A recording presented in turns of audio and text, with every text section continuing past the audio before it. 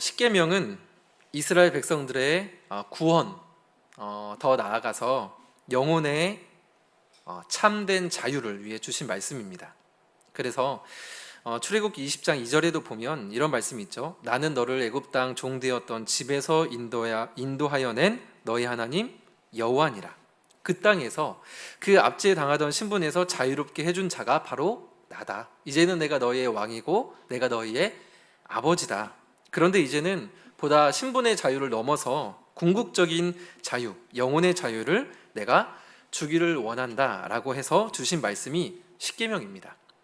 무거운 짐으로 주신 것이 아니라, 구원의 조건으로 주신 것이 아니라 이 자리에 있는 저와 여러분들의 영혼의 자유함을 위해서 주신 말씀이 십계명인 줄 믿습니다. 오늘 말씀은요, 10번째 마지막 계명, 너의 이웃의 소유를 탐내지 말라입니다. 탐심, 욕심, 누구나 다 조금씩 있는 거 아니야? 그런 생각이 들기도 합니다만, 사실은 성경을 이제 보다 보면 이 탐심은 결코 가벼운 단어가 아니라는 것을 우리가 알 수가 있어요. 고린도전서 6장 10절에 보면 이런 이제 말씀이 있는데요. 네, 페이지 한번 넘겨주시면 나옵니다. 네, 같이 한번 읽어볼까요? 시작. 도적이나 탐욕을 부리는 자나 술 취하는 자나 모욕하는 자나 속여 빼앗는 자들은 하나님의 나라를 유업으로 받지 못하리라. 아멘.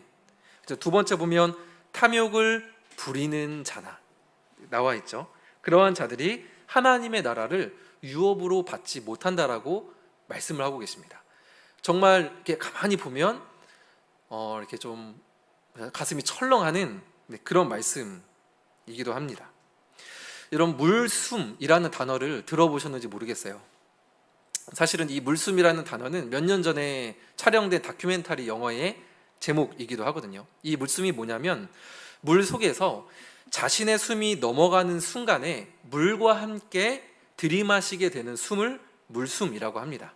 그래서 제주도에 계시는 우리 해녀분들이라면 누구나 다 사용하고 있는 이 물숨이라는 단어인데요. 때문에 이 해녀분들은요, 자신의 숨의 길이를 누구보다도 잘 알고 있습니다. 그 다큐멘터리 그 영화에 보면 나오거든요. 그래서 그 숨의 길이에 따라서 그 보이지 않는 계급이라고 해야 될까요? 그런 층들이 이렇게 형성이 되어 있기도 합니다. 때문에 이 자신의 숨에 맞게 바닷속에서 작업을 하고 마지막 그 숨을 남겨놓은 채 수면 위로 이제 올라와야 하는 거죠.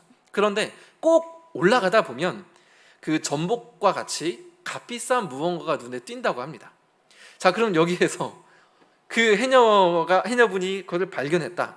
그러면 어떻게 해야 됩니까? 사실 되게 아깝잖아요. 근데 나갔다가 다시 들어오면 그게 보이지 않는다고 해요.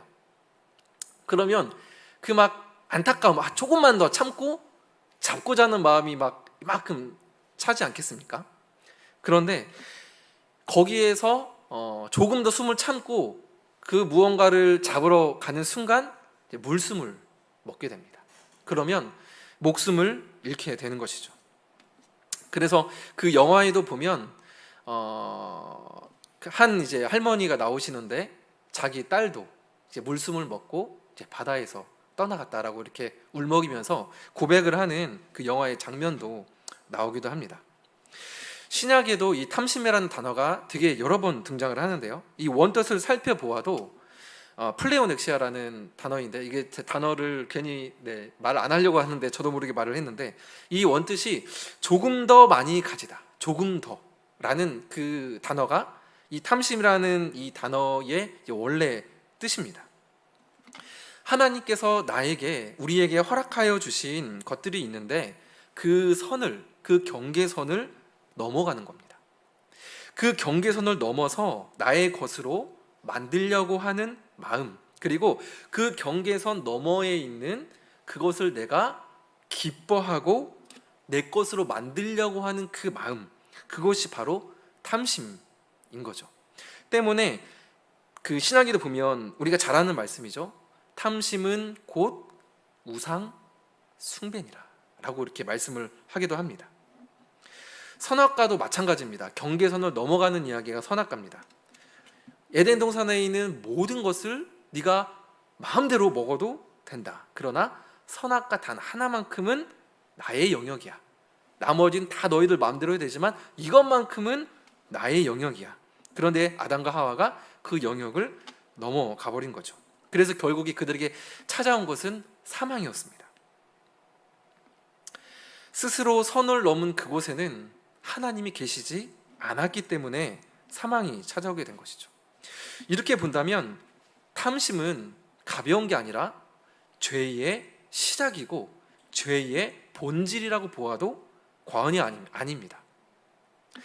사람은 하나님의 형상으로 우리는 지음을 받았습니다. 그런데 하나님을 잃어버렸으니 이는 곧 자기 자신을 잃어버림이 됩니다. 우리가 하나님의 형상 지음을 받았는데 하나님을 잃어버렸기 때문에 나를 잃어버린 게 된 거죠. 그래서 우리는 늘 갈대처럼 여인만 흔들리는 갈대가 아니라 모든 사람이, 남자도 포함해서 모든 사람이 흔들리는 갈대와 같은 존재가 되었고, 그래서 그 족함이 없는 하나님의 부재로 인한 족함이 없는 마음 탓에 늘 무언가를 갈망하는 것과, 그리고 그 갈망함이 잠시 채워져도 그것을 다시금 또 더 짙은, 더 깊은 무엇을 갈망하는 그 갈증을 느끼게 되는 거죠. 하나님이라는 존재의 빈자리를, 하나님은 존재이지 않으십니까? 하나님인 존재이십니다. 근데 그 존재의 빈자리를 존재 물들로 채우려고 하니까 존재가 채워지지 않는 것이죠. 존재의 물은 사라지고 없어지고 잊혀지는 것들인데 존재로 채우는 것이 아니라 존재 물로 채워지기 때문에 늘 갈급함을 우리가 느낄 수밖에 없다는 겁니다. 예전에 그 제 취미가 뭔지 아마 이제 설교에서 제가 한두 번 이야기했던 것 같은데 아마 알고 계시는 우리 성도분들이 계실지 모르겠습니다. 세차가 제 취미였습니다. 근데 이 세차에도 과거에 과거형입니다. 요즘에는 이제 세차를 체력도 안 되고 시간도 없어서 세차를 못 하는데요. 이 세차에도 굉장히 오묘하고 넓고도 깊은 세계가 있습니다. 처음에 이제 몇만 원을 투자를 했습니다. 장비가 몇 개 생겼습니다. 시간이 좀 흐르고 정신을 차리고 보니 세차에 필요한 모든 장비들이 다 갖춰져 있는 겁니다. 이 왁스를 쓰면 더 빛이 나겠지, 득광하겠지. 세차에서는 이제 득광이라는 단어를 쓰거든요. 광을 득하다, 그 득광이라는 겁니다. 여기 계시는 우리 여자 성도분들 웃으시지만 이 파운데이션을 바르면, 이 립스틱을 바르면 더 내가 돋보이겠지, 이것과 똑같습니다. 얼마나 그쪽에 있는 사람들이 이게 보통이 아닙니다. 왁스 바르는 거 아시죠? 그러니까 번쩍하게 하는 거, 그걸 손으로 바릅니다. 저도 손으로 여러 번 발라봤거든요. 이거 핸드 왁싱이라고 합니다. 이거 원고에 없는 건데 이거 길어지면 안 되는데 왁스를 떠서 손에 바릅니다. 열로. 그래서 정성스럽게 차에 문지르고 이렇게 한 다음에 그 천으로 싹 닦아냅니다. 그러면 그 광이 촥 하면서 마음에 이 충만함으로 이제 가득 차게 됩니다. 거기에는 그 사람들만이 알아보는 브랜드가 있어요. 메이커가. 네, 여기 딱 있는데 그거 가지고 세차장에 딱 가면 사람들이 관심을 가지고 물어옵니다. 그러면 누구누구님 이거 샀네요? 그거 어때요? 막 물으면서 이제 커뮤니티가 형성이 되죠. 그러니까 이제 그 좋은 걸 뭐 하나를 샀어도 내가 딱 여기까지, 여보 내가 이것만 사고 안 살 거야. 하지만 한두 달이 지나면 또 다른 신상이 나오기 때문에 또 사고 싶은 거죠. 그냥 끝이 없습니다. 우리의 마음이 더 깊고 짙은 만족감을 원하기 때문에 이로 인한 과잉 소비, 거기다 덧붙여서 심적인 스트레스, 불안함들이 동반이 돼요. 즉 탐심은 어떤 특정인들에게만 해당되는 심리적인 문제가 아니라 죄인, 세상 모든 사람들에게 해당되는, 즉 인간 우리 존재 자체와 연결된 문제요, 사람으로서는 그 하나님의 빈자리를 도무지 채울 수 있는 방법이 없기 때문에 채우고 채워도 온전한 만족을 누릴 수 없다라는 특징을 가지고 있는 것이 바로 이 탐심이라는 겁니다. 여러분, 우리가 성경에 기록된 수많은 우리 인간의 역사들이 기록이 되어 있는데 그것을 잠깐만 생각해 보아도 또 오늘날 지금 현대 시대에 지구상에 벌어지고 있는 여러 가지 많은 사건과 사건들, 전쟁과 테러, 환경 오염과 분쟁과 갈등들, 그 내면을 하나하나 열거를 해놓고요, 이게 왜 발생이 됐는지를 살펴보면 그 안에는요 100% 탐심이 있습니다. 환경 오염이 최근에 또 이슈가 되고 있는데요, 왜 환경 오염이 그렇게 되었는지 설명하지 않아도 우리는 알 수가 있습니다. 인간의 더 편리하고자 하는 욕심, 더 누리고자 하는 탐심이 환경 오염의 주범입니다. 전쟁도 마찬가지죠. 신앙생활 가운데에도 탐심의 문제가 얼마든지 은밀하게 우리 가운데 자리 잡고 있을 수 있습니다. 사도행전에 보면 요셉이라는 사람이 나오는데, 이 사람이 자기 소유를 팔아 사도들의 발 앞에 둡니다. 이것이 당시 교회에 큰 위로와 힘이 되었다라고 기록을 합니다. 그래서 사람들이 그를 바나바라고 부릅니다. 바나바의 뜻이 무엇입니까? 위로의 아들, 그렇죠? 위로의 사람이다. 이게 바나바라는 뜻이거든요. 이런 별명까지도 붙여주었습니다. 그러니까 상상을 해보면 그 당시 교회에 이런 분위기가 형성이 된 거죠. 바나바, 바나바 집사님, 바나바 집사님은 아니겠죠. 어쨌든 바나바 그러면서 막 그 바나바를 존경하고 이런 분위기가 있었을 겁니다. 그런데 이 본문 바로 뒤에 두 사람이 나오는데, 그 사람이 바로 아나니아와 삽비라입니다. 이들도 바나바처럼 똑같이 소유를 팔아 헌금을 합니다. 그런데 매매한 돈에서 얼마를 감추고 이제 내어놓죠. 결과는 남편이 먼저 죽고 아내도 죽어서 시체로 들려 나가게 됩니다. 이 사건은 단순히 탐욕으로 헌금을 훔친 사건일 뿐만이 아니라 그것을 넘어서 하나님의 일을 도구 삼아서 사람들에게 인정받고 싶어하는 그 욕구가 경계를 넘어선 사건이라고 볼 수도 있는 겁니다. 우리 안에도 제 안에도 그런 은밀하게 자리 잡고 있는 탐심으로 인하여서 있는 것들이 교회 안에도 참 많이 있을 수가 있다는 것이죠. 그래서 욕심이 잉태한 즉 죄를 낳고, 죄가 장성한 즉 사망을 낳느니라 라 말씀하신 야고보서의 말씀은 정말로 맞는 말씀입니다. 자, 그런데 여기에서 잠깐 우리가 좀 살펴보았으면 하는 것이 있는데요, 뭐냐면 탐심과 욕구의 차이입니다. 이 탐심과 욕구가 비슷한 것 같지만 다릅니다. 먼저 우리가 사람으로 살아가면서 기본적으로 원하고 바라는 필요들이 있는데, 그것은 욕구입니다.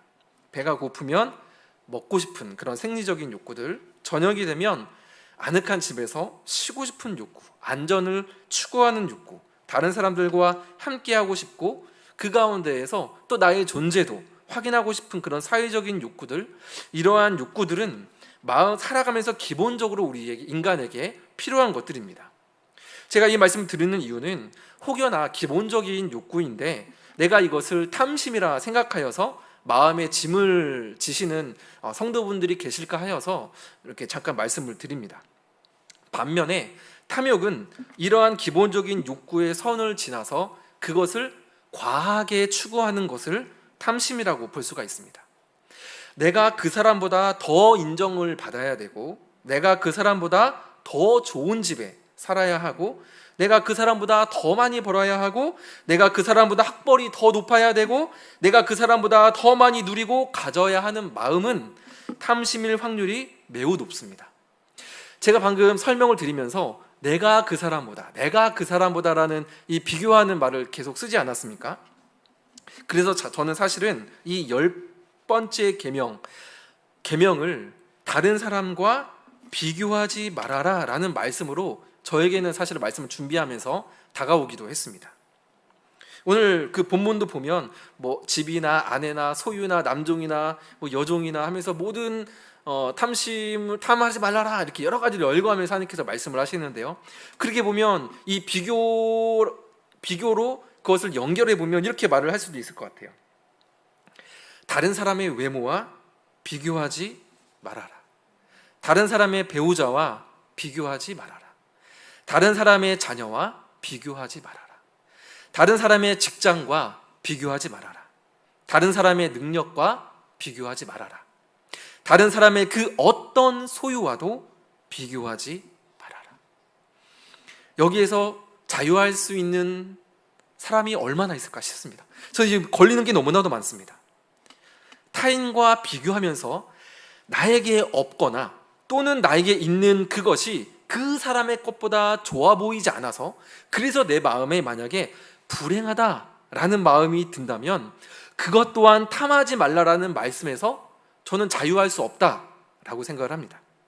그리고 반대로 비교를 통해서 내가 우월감을 누리고 거기에서 내가 지속적인 어떠한 그런 기쁨, 만족감을 누린다면 그것 또한 교만의 옷을 입은 탐심에 분명하다라고 저는 생각을 합니다. 탐심의 또 다른 이름, 그것은 다른 사람의 소유와 비교하는 것이라고 볼 수가 있습니다. 비교는 나에게 이미 주어진 것들을 가치 없는 것으로 만들어버립니다. 에덴 동산으로 다시 한번 좀 생각을 해볼까요? 아담과 하와가 거주했던 에덴 동산은 하나님 보시기에 좋았습니다. 심히 좋았습니다라고 하나님께서 친히 표현을 하셨죠. 아담과 하와가 그곳에 생활하기에 부족함이 없는 환경이었습니다. 그러나 아담과 하와는 그들에게 없는 그 선악과 그 하나에 주목했고 결국 사망의 존재가 되었을 뿐만 아니라 그들에게 최선의 환경이었던 에덴을 잃어버렸습니다. 특별히 오늘날은 불안이라는 시대의 흐름 속에서 탐심과 비교 우위라는 인간 내면을 이용을 하여서 소비를 매우 적극적으로 장려하고 있는 시대입니다. 이 부분에 대해서는 아마 모두 다 공감이 되실 겁니다. 소비를 그냥 보통이 아니라 굉장히 적극적으로 장려를 합니다. 그러다 보니까 너나 할 거 없이 빚을 지게 됩니다. 그래서 예전에는 제가 읽어보지는 못했는데 부채 인간, 그러니까 빚을 진 인간이라는 제목의 책도 나온 것을 제가 봤었거든요. 제가 우리나라의 빚이 얼마나 되는지 모르겠지만 최근에 올림픽 하면서 그 일본이 엄청난 빚을 졌다, 이게 막 뉴스에 나오지 않았습니까? 우리나라뿐만이 아니라 굉장히 많은 나라들이 엄청난 액수의 빚을 지고 있습니다. 나라뿐만입니까? 아닙니다. 우리 개인도, 나라의 빚 이꼬르 우리 개인의 빚 아닙니까? 우리 개인도 빚으로 살아가고 있다고 해도 과언이 아닌 시대가 되었습니다. 작년 정도부터 20대부터 30, 40, 50대 초중반에 이르기까지 영혼까지 끌어모은다 그래서 영끌의 시대가 시작이 되었습니다. 여기저기서 돈을 모으고 대출을 받아서 집 한 채, 요즘에는 똘똘한 한 채가 필요하다라고 하더라고요. 이 집 한 채를 마련하기 위해서 영끌을 하기 시작했습니다. 그 세대가 처음에는 30대 후반부터 40대 초중반까지였습니다. 어느 정도 경제력이 있는. 근데 올해 들어서는 그것이 바뀌었습니다. 20대로 내려갔습니다. 그래서 부동산 투자 이런 것들을 말을 하는 유튜버들을 보면은요 20대들이 있습니다. 그러니까 20대들에게로 그런 영끌의 어떤 그런 문화들, 그런 시대적인 흐름들이 젊은 이들에게까지도 내려갔다는 것이죠. 근데 그렇게 해서 대출을 받고 영혼을 끌어모을 돈을 다 끌어모아서 집을 샀다고 칩시다. 그러면 그것으로 끝이 아니 되게 되는 거죠. 그 이자와 그 빚을 수십 년 동안 갚아 나가야 됩니다. 학자금 대출로 대학에 입학했고 그래서 신용카드로 생활을 했는데 다시 한번 대출로 돈을 모아서 집을 살 수밖에 없게 된 거죠. 그러면 이제 어떻게 합니까? 이자만 해도 원금까지 갚으려면 100만 원 이상이 넘어가게 됐는데 미친 듯이 일을 하는 겁니다. 투잡, 쓰리잡 하는 가장들 어렵지 않게 볼 수 있습니다. 근데 그렇게 일을 하면서 또다시 잃어버리게 됩니다. 무엇을요? 내 자신을 잃어버리게 됩니다. 잃어버린 나를 채우기 위해 다시 어떻게 합니까? 다시 정신없이 소비하고 쇼핑을 합니다. 이 패턴이 반복되는 겁니다. 미친 듯이 일하고 나를 잃어버리고 허해지니까 또 나를 위해서, 오늘 나를 위해서 쏜다, 긁는 거죠. 쇼핑하는 거죠. 다시 또 미친 듯이 일을 하는 거죠. 이것이 오늘날 우리가 대면하고 있는 이 시대상입니다. 그래서 이 단어가 생긴 지도 얼마 안 된 것 같습니다. 이제 멘붕이라고, 멘탈이 붕괴된다. 그래서 멘붕이라는 단어가 많이 오르내리고 있죠. 이것도 이러한 시대상 속에서 나오는 시대적 단어라고 볼 수가 있습니다. 정신을 차릴 수가 없는 겁니다. 그래서 준비하면서 제가 봤던 관련된 자료에 따르면 2014년도에 보건복지부 조사에 따르면 우리나라 성인당 6명 중 1명꼴로 정신질환 경험이 있고요, 우울증으로 자살을 심각하게 고민했다라는 조사 결과가 있습니다. 2014년도니까 지금으로부터 거의 6년 전, 7년 전이죠. 지금은 더 심해졌겠죠. 그런데 이러한 추세들이 국내에만 국한된 것이 아니라 전 세계적이고 지속적인 현상이라는 것입니다. 죄송하지만 개인적인 얘기를 숨을 좀 돌리겠습니다. 죄송하지만 개인적인 이야기를 잠깐 하려고 합니다. 최근에 4년 가까이 잘 살고 있던 집을 비워주어야 하는 예기치 못한 사태가 저에게 발생을 했습니다. 그래서 본의 아니게 부동산 공부를 한 두어 주 정도 밤마다 유튜브를 틀어놓고, 추천받은 유튜버들이 있거든요, 틀어놓고 한두 시간씩 공부를 했습니다. 휴가 때도 밤에 애들 재워놓고 자기야 빨리 와. 혼자 들으면 제가 잘 이해를 못하니까, 부동산의 부자도 모르니까 혼자 들으면 잘 이해가 안 됩니다. 이게 부동산 되게 어렵더라고요. 뭐 임대 3차법부터 해가지고 되게 많은 것들이 있습니다. 그러니까 혼자서는 이해력이 딸리니까 자기를 부릅니다. 아니 와 같이, 그래가지고 딱 100일을 하고 이제 유튜브로 부동산 공부를 했는데요. 그러다 보니까 이제 부동산 정보들을 갖고 있는 카페도 가입을 했습니다. 거기를 들어가는데 거기는 진짜 신세계이더라고요. 다른 세계입니다. 가만히 올라오는 그 댓글들과 글들을 보면은요, 불안해집니다. 몇 개만 봐도 불안해져요. 가장 많이 올라오는 거, 그리고 가장 많이 제 눈에 거슬리는 글, 이런 겁니다. 입지 좋은 오산대역, 어디 아파트 신고가 갱신, 팍팍팍 다운표 딱 오면 이런 글들이 매일 올라옵니다. 신고가 갱신 뭔지 아시죠? 그 팔린 값이 최고 값을 계속 갱신을 한다는 겁니다. 그러면 그 밑에 댓글이 달리죠. 이제 오산도 동탄과 함께 날아가지야. 이런 댓글이 달립니다. 숫자 앞자리가 이제 4자로 바뀔 날이 얼마 남지 않았다. 그 밑에 댓글이 막 20개, 30개, 40개 막 달립니다. 근데 그걸 보면 불안해집니다. 그러다 보니까 사람들 안에 그 내재되어 있던 죄성, 폭력성, 소망 없음이 여지없이 나옵니다. 어느 지역, 어느 아파트에 대한 좋지 않은 이야기들이 나오면 난리가 납니다. 그리고 진짜 거기 있는 사람들이 다 뭐 청소년 아니고 어른들일 거 아닙니까? 성인들인데 뭐 육두문자가 오가는 거는 아무것도 아니고요, 진짜 죽일 것처럼 득달처럼 달려듭니다. 근데 그걸 보면 오싹합니다. 거기다 간혹 보이는 글들, 저는 이번 인생 내 집 마련은 포기했습니다 라는 소망 없음의 그런 자주 섞인 글들이 가끔 올라옵니다. 일주일에 한 몇 개씩 올라오는 것 같아요.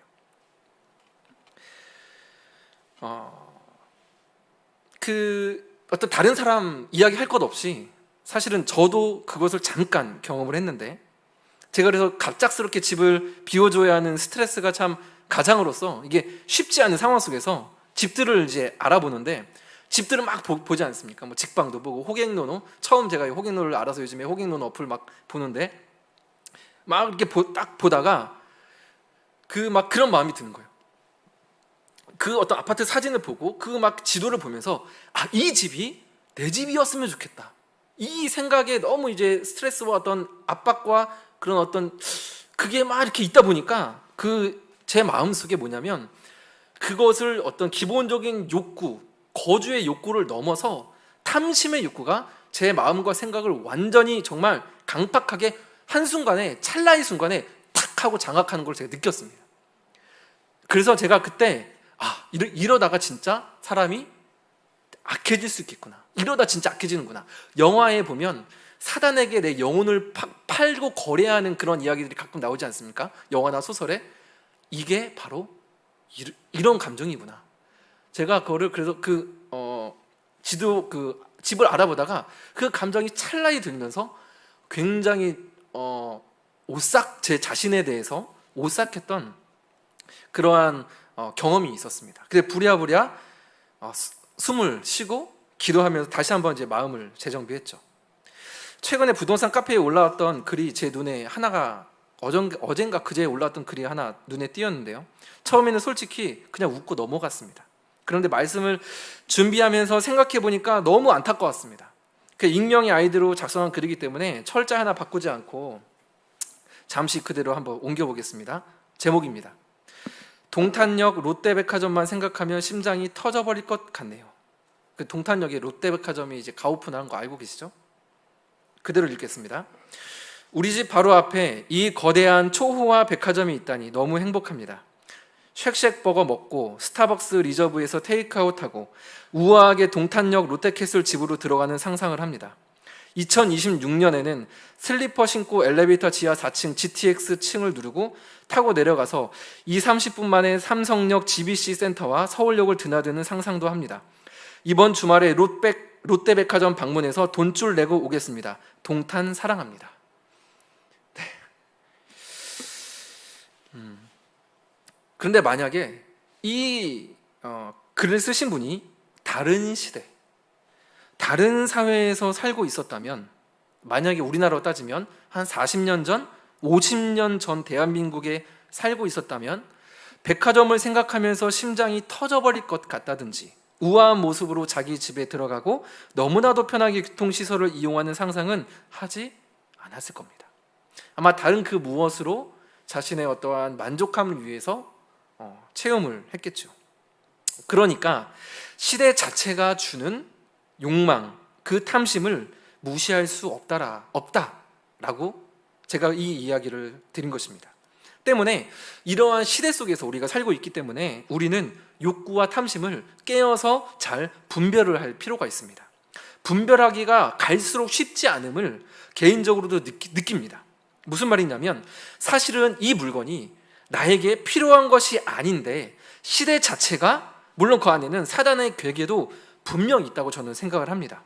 필요한 게 아닌데 그것을 필요한 것으로 둔갑시킨다는 것입니다. 분명 그것은 탐욕인데 그것을 소망과 꿈으로 착각하게 한다든지, 분명 그것이 과소비이고 사치인데 필요와 혼동하게 만든다는 것입니다. 그래서 그 경계선 자체를 애매하게 만들어 버리는 것이죠. 어쨌든 단순히 믿음이 약해서, 정신력이 약해서 무너졌습니다라고 쉽게 말할 수 없는 시대에 우리가 살고 있다라는 겁니다. 이제 마지막 말씀의 좀 마지막 부분으로 들어가려고 하는데요. 지금까지 말씀드린 내용들을 간단히 한번 정리를 해보면 좋을 것 같습니다.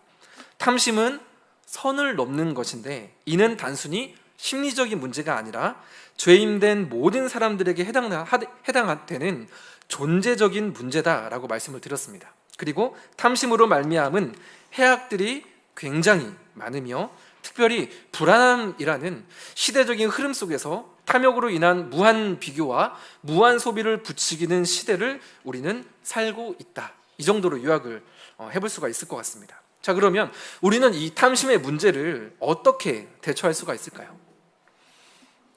네, 아직 한 달 나기 조금 남기는 했습니다. 최근에 여러분, 내가 수차례 바라보았던 무엇, 생각했던 무엇, 심취했던 무엇이 혹시나 이제 있으셨는지요? 저는 있었습니다. 한번 생각해 보십시오. 내가 바라보았던 것들, 내가 생각했던 것들, 내가 그게 참 있었으면 좋겠다. 뭔가 무엇이 있으셨는지요?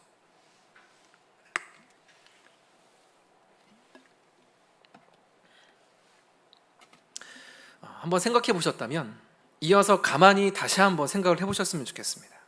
내 마음이, 내가 그것을 그렇게 원하고 바랬는데, 그렇다면 정말로 진짜로 내가 원하는 건 무엇인가? 한번 생각해 보십시오. 내가 진짜로 원하는 것, 내가 진짜로 필요한 것, 내가 정말 원하는 것, 그것이 무엇인가?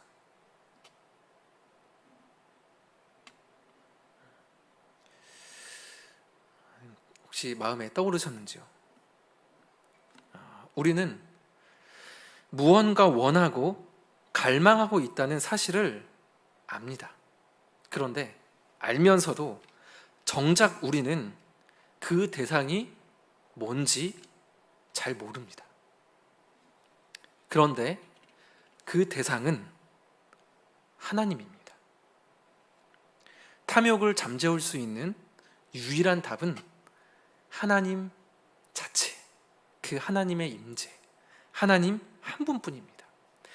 하나님의 부재로 인하여서 탐심이 자리를 잡았으니 하나님께로 다시 돌아가는 것밖에는 우리에게 길이 없는 거죠. 제가 증인이 되어서 확신하건대 하나님 안에서 하나님을 깊이 누릴 때 마음 깊은 곳에서 차오르는 만족감은 제가 새 차로 득광할 때보다, 사람들에게 인정받을 때보다, 사고 싶은 물건을 샀을 때의 그 어느 기쁨보다 차원이 다른, 질적으로 다른 만족함이 저에게 있음을 확신하며 고백합니다. 주 안에서 사랑하는 여러분, 혹여나 내가 탐심의 선을 넘나 들거나 서성이고 있다면 선을 넘지 않으려고 노력하기보다 하나님을 간절함으로 갈망하시는 은혜가 저와 여러분에게 있기를 간절히 소망합니다. 그래서 사복음서에 예수님께서 말씀하시죠. 심령이 가난한 자는 복이 있나니 천국이 저희들의 것이며, 하나님을 향하여서 가난한 마음, 이것이 우리가 진정으로 회복되어야 되는, 다른 그 무엇이 아니라 내 안에 하나님을 향한 그 갈망, 가난한 마음이 회복되는 것이 지금 쉽지 않은 이 시대를 살아가고 있는 우리에게 가장 먼저 회복되어야 한다라는 것입니다. 하나님을 갈망함으로 그 하나님의 충만하심이 삶과 모든 탐심을 물리쳐 주시는 줄 믿습니다. 내가 아니라, 우리의 노력이 아니라 하나님의 그 임재가, 그 자체가 그 탐심을 물리쳐 준다는 것입니다. 사람의 생명이 소유의 넉넉함에 있지 아니하는 줄 믿습니다. 우리 자녀들을 위해서도 이런 기도를 해야 되겠죠. 하나님, 우리 자녀가 세상에 본격적으로 뛰어들기 전에 하나님으로 말미암아 만족함을 누리는 경험을 하게 하여 주시옵소서. 자녀들이 있는 우리 성도님 계시면 이 기도점을 가지고 간절히 기도했으면 좋겠습니다. 그래서 하나님을 등진 우리가 선을 넘어선 우리가 하나님께로 가는 유일한 길이 되어주신 예수님이 그래서 우리의 소망이 되시는 겁니다. 그리스도께서 십자가에서 죄의 문제를 해결하심을 내가 믿는다면, 내가 정말 그 사실을 여러분 믿는다면 우리의 탐심 또한 예수 그리스도와 함께 십자가에 못 박혔음을 마땅히 우리가 믿음으로 선포할 수 있는 그러한 자들인 줄 믿습니다. 갈라디아서 5장 24절입니다. 그리스도 예수의 사람들은 육체와 함께 그 정욕과 탐심을 십자가에 못 박았느니라. 아멘. 이 말씀을 고백한 바울이 빌립보서 4장에서는 이렇게 고백합니다. 우리 같이 한번 읽어봤으면 좋겠는데요. 같이 한번 읽어보겠습니다. 시작. 내가 궁핍함으로 말하는 것이 아니니라. 어떠한 형편에든지 나는 자족하기를 배웠노니 나는 비천에 처할 줄도 알고 풍부에 처할 줄도 알아. 모든 일 곧 배부름과 배고픔과 풍부와 궁핍에도 처할 줄 아는 일체의 비결을 배웠노라. 내게 능력 주시는 자 안에서 내가 모든 것을 할 수 있느니라. 아멘. 탐욕에 대한 근본적인 대안이 오직 하나님을 갈망하는 것이라면, 탐욕의 시대 속에서 성도인 우리의 대안이 있다면 예수님 안에서 자족하는 것이라고 말을 할 수가 있습니다. 그런데 여기서 마지막입니다. 여기서 우리가 오해하기 너무나도 쉬울 것 같아서 말씀을 드리는데요. 우리가 예수 안에서 자족한다는 것은 궁핍함 중에도 만족할 수 있다는 어떤 자기 비움이나 무소유가 아닙니다. 소유에 대한 욕심이 없거나 체념의 상태, 어떤 무아의 상태를 말을 하는 것도 아닙니다. 내가 더 이상의 발전이나 어떤 변화를 위해서 노력 자체를 하지 않은 그 상태를 기독교에서 말을 하는 자족이 아닙니다. 바울이 성경에서 말을 하는 성도의 자족은 비움이 아니라 그리스도로 채움입니다. 주님으로 채움이 우리가 말을 하는 자족입니다. 내려놓음이 아니라 그리스도를 높임입니다. 내가 비록 물질의 궁핍함으로 인하여 하루하루 사는 것이 힘에 겹지만, 내가 비록 연약한 육신으로 말미암아 잠을 잘 이루지 못하고, 그래서 참 절망하는 마음이 시시때때로 찾아오고, 그래서 고통스럽기도 하지만, 오랜 시간이 흘러도 형편과 그 상황이 나아진 것이 비록 없지만, 그럼에도 내가 감사를 잃지 않고 하나님 내가 만족합니다, 감사합니다 라고 고백할 수 있는 것은 자기 자신을 통째로 내어주신 예수님, 당신 때문에 내가 만족할 수 있습니다라는 그 고백, 이것이 바로 우리가 말을 하는 자족입니다. 그 예수님이 나의 모든 것이 되시기 때문에, 주권자가 되시기 때문에 나에게 주어진 모든 것의 시작과 이유가 되시기에 내가 능력 주시는 주님 안에서 모든 것을 할 수 있습니다. 능력 주시는 자 안에서 그럼에도 불구하고 내가 지금 나에게 주어진 이 삶을 살아낼 수 있습니다. 주님과 함께라면요. 이렇게 고백하는 것이 우리의 자족입니다. 이 자족의 고백이 쉽지 않은 지금 이 시기를 살아가고 있는 여러분들에게, 그리고 저에게 있기를 간절히 소망합니다.